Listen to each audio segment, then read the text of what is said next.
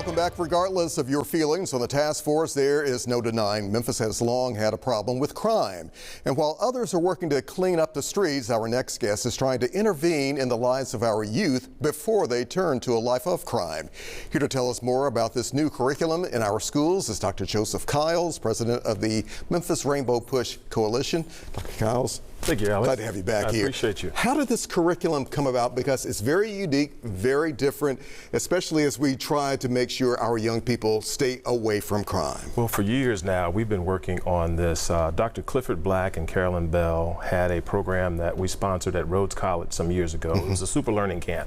And I'm so thankful to have someone like a leader and the principal and Dr. Hunter, who's offered the opportunity for us to pilot conflict resolution, social emotional learning, and positive social behavior at Whitehaven. But our goal now is to expand that to at least 10 other schools in the fall of 2026. Wow. If you can expand that, if you can even reach more young people, what's the real goal here, especially as we try to make sure, and you've looked at the numbers here when it comes to crime and some of the root causes, what can potentially happen here? That's a great question. So we know that crime occurs in areas where there's poverty, generational poverty, lack of access, and not having the opportunity to deal with their emotions. I heard you speaking with KT, Pastor Whalum, excuse me, and talking about individuals not having the capacity to deal with their emotions, their angers, and their frustrations. What we are trying to do is teach individuals a skill set to think their way out of a problem, and so come up with solutions.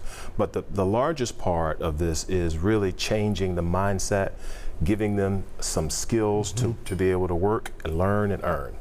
Because there is such a thing, and a lot of people may not be aware of this, as what economic crime. A lot of people turn to crime as a means, and I'm not making excuses here, as a means to survive. That's excellent. Well, Dr. Hunter often tells the students that we understand certain situations. There are situations that put you, but you could get worse if you make the wrong decision. And so what we're trying to say is that let's address economic justice is the best way to reduce crime. And so if those individuals have an opportunity to connect what they're learning in the classroom to mentorship, a paid mentorship, a paid internship, and then teach them. So what we're looking at is working with the Chamber of Commerce. We're so glad to be working with their workforce development area. That's a perfect opportunity for them, and they have been connecting us with different groups throughout the city. And we think if we can connect that earning with learning, they become part of the solution and not part of the problem. That's the perfect transition. I was going to ask you about collaborations and engagement, because it's one thing just to talk about it, but when everybody can really be invested in what's happening here, can it really make that difference? If we had our druthers, and you gave me a wish list, and Alex came to me and said, Joseph, what's the best thing we could do? We'd love to have the mayors, we'd love to have our law enforcement partners, our Chamber of Commerce, our business partners, our pastors and our faith-based, higher education as well, to come and say, we're going to put together an operation and a system, each business that can afford to take on 20 students and pay them a paid internship and a mentorship instead of those dollars flowing out of the community. Now we have ownership, and there's an opportunity for young people to see that they're part of a bigger goal and the bigger solution. And now they don't want to tear things down, they want to build things up. We were talking a little bit earlier in the introduction about the National Guard being here, the Memphis Safe Task Force into its second, almost third week now. How does all of this kind of play into that and making sure Memphis turns into a safer place for everybody? Mentality. If you feel like you have ownership in something and you feel like you're a part of it, you don't want to see it injured. You don't want to see it in a place of disrepair. And I think that comes from individuals who've lost trust in our institutions.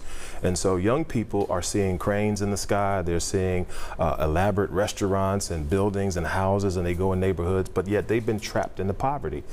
So we've got to find a way that we can lift those individuals and lift their mindset and give them a skill set that they can earn as well. How difficult, though? I mean, it's one thing for us to talk about it, which is a good thing to have these conversations, but how much of a challenge is that to really make it happen? It's a major challenge, but I can tell you Huntsville, Alabama has 2% unemployment.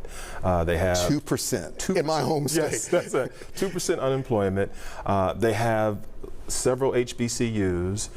They've got the Space Center there, and then they have everything that surrounds that Space Center. Space Command is about to come there. Absolutely. Right. And they figured a way, the mayor and others, along with law enforcement, to reduce crime.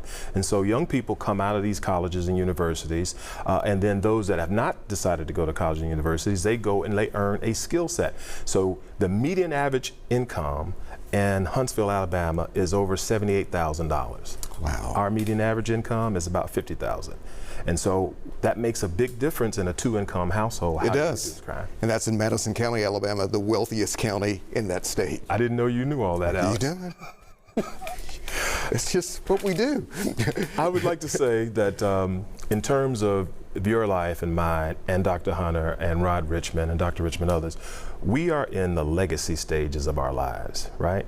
God has blessed us to be architects and not arsonists. And so it's like others, like-minded. We must build and not tear down. We must build and not burn. All right, Dr. Joseph Kiles. Thank you.